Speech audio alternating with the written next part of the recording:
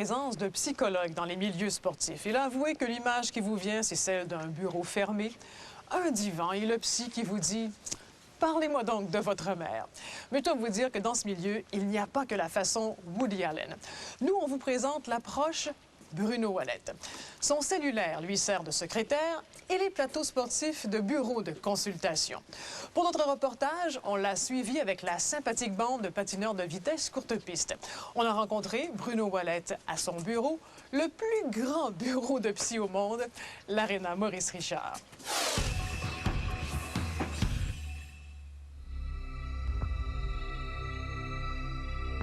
J'avoue qu'au début, quand Bruno est arrivé, je pense que tout le monde en général était sceptique. Bruno, c'est un comique. Il est généreux. Surtout sa présence qui fait une grosse différence. C'est pas quelqu'un qui va venir essayer de te sortir les verres du nez puis te dire est-ce que ça va bien, est-ce que mentalement tu es en forme, puis blablabla. Bruno, je le vois pas vraiment comme un psychologue. C'est niaiseux à dire, là, mais je le vois vraiment comme une personne ressource dans notre entourage. Ce qui fait que l'athlète va gagner rendu au niveau qu'ils sont aux Jeux olympiques et l'aspect mental. C'est plus physique, c'est plus technique. Le plus fort, celui qui sort avec la médaille, c'est celui qui mentalement était prêt, tout simplement. C'est pour ça que Guy Thibault a ajouté Bruno Ouellet à son équipe 2 mois avant les Jeux de Salt Lake City en 2002. C'était un pari audacieux, si près des Olympiques. Ça aurait pu briser l'équilibre de l'équipe, mais Guy a été vraiment clair. J'ai dit, tu vas être comme un cadre sur le mur dans mon bureau, puis les gens sont là, ils te voient à tous les jours. Mais le cadre, il parle à personne. Eux autres vont aller vers le cadre, puis s'ils sont intéressés, ils vont le regarder, puis vont commencer à jaser. C'est ce qui est clair, je suis un service pour eux. Mais un cadre, bien, quand même, c'est un cadre avec des yeux, hein? Donc ça me permet de regarder, ça me permet d'observer. Ça me permet aussi beaucoup de faire des commentaires à Guy sur la dynamique de l'équipe, sur chaque athlète. La technique a très bien fonctionné. Au jeu de Salt Lake, 1 heure avant le départ de la finale du relais, Bruno a eu la chance de sortir de son cadre. Amélie Goulet-Nadon est en cordage junior. Elle participe à ses premiers Jeux et elle est très nerveuse. Avec Bruno, c'est que là, j'avais une crainte qui était de faire la gaffe majeure, qui était de tomber. Puis je me voyais, j'avais comme fait des rêves, j'avais même des rêves éveillés. Si on veut que je tombais, c'était trop clair. Puis je l'ai juste regardé, puis j'ai été très directif aussi. J'ai regardé, j'ai dit pourtant, je t'ai regardé patiner cette semaine, t'étais solide sur tes patins, t'avais des bons virages. Guy me dit que t'étais une des plus rapides ici. T'as pas besoin de visualiser, là. T'es prête. On avait parlé d'autres choses aussi. Il avait comme changé de sujet. Il m'avait fait penser à, bon, on est au jeu, c'est le fun. Il m'a fait réaliser que c'était pas la première fois que j'allais faire un relais, puis de le prendre un peu plus légèrement. Elle m'a regardé, elle a dit continue à me parler, elle dit ça fait du bien. Puis là, j'ai senti comme le contact. Mais d'un autre côté, je me disais, j'ai une fille qui me dit ça 1 heure avant la finale.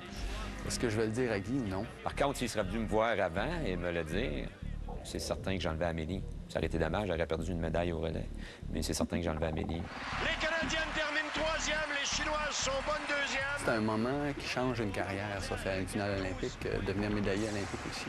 Puis j'ai senti à ce moment-là, quand elle m'a regardé, qu'elle était toute là. Il a changé sa concentration, puis il l'a fait refocusser sur des aspects beaucoup plus positifs de la course. Elle a fait la course, elle a resté debout. Médaille de bronze, je pense qu'ils ont fait un beau relais. Tout est bien qui finit bien. La méthode Bruno Ouellet est basée sur la créativité. La solution dépend de la situation. Bien sûr, l'écoute est son principal allié. Ce n'est pas parce que l'athlète est un être d'exception au niveau sportif qu'il est bien différent des autres humains. Au cours des 4 dernières années, Tania a toujours patiné avec sa mère, surtout dans son cœur, mais aussi sur ses épaules. En février 2004, sa maman a perdu sa lutte contre le cancer.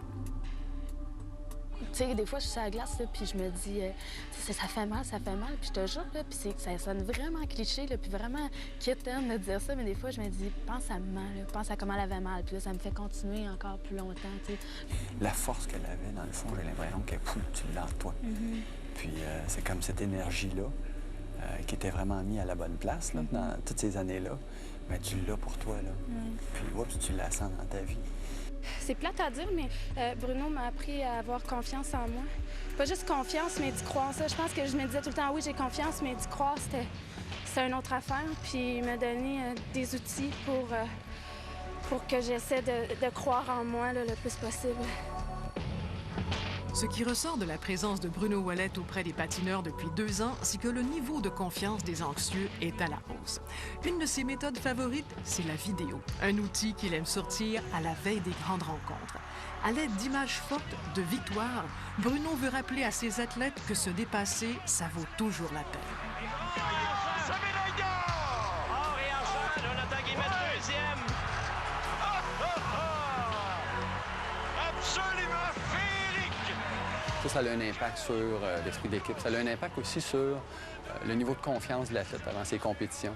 Ça a un impact sur la relation qu'on va bâtir ensemble. Cette relation devient très importante pour traverser des épreuves. Jonathan Guillemette, 2 fois médaillé aux Jeux de Salt Lake City, était prêt au printemps 2004 à devenir champion du monde. En Suède, en route vers son triomphe, il chute. Une vertèbre dorsale cède. Il y a fracture.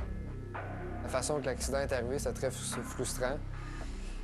C'était très dangereux. J'ai passé proche d'être paralysé.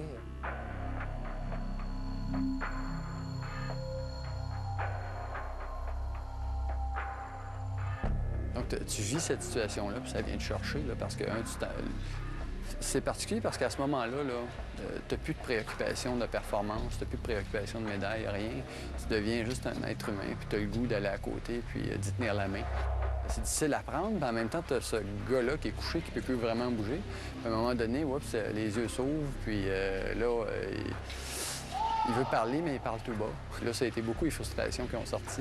Il a parlé de sa course, il a parlé du Coréen qui l'a sorti.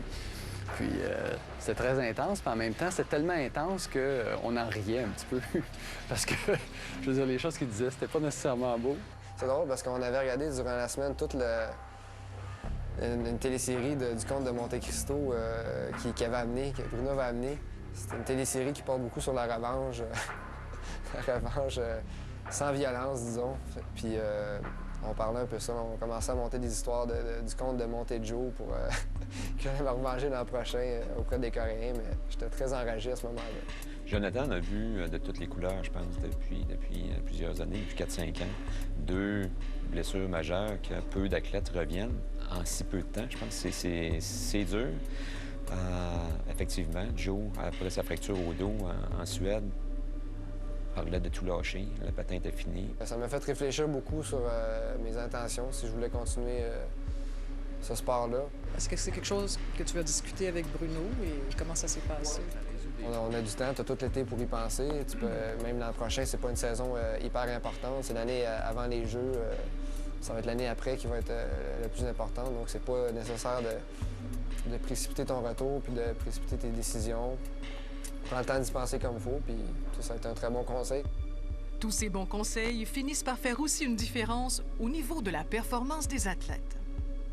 Le Canada est un des pays qui a le plus bas taux de réussite dans les médaillés potentiels avant des Jeux olympiques. Ceux qui peuvent sortir de là avec des médailles, je pense qu'on a 20 de réussite à Salt Lake, alors qu'il y a des pays qui ont 80 Salt Lake, je pense qu'on est sorti avec 6. Le patin a bien figuré, la course de piste a bien figuré. Je pense pas que Bruno soit étranger à ce résultat. Il a été là juste 2 mois avec nous autres avant, mais je pense qu'il a sauvé 1 ou 2 médailles pour nous autres.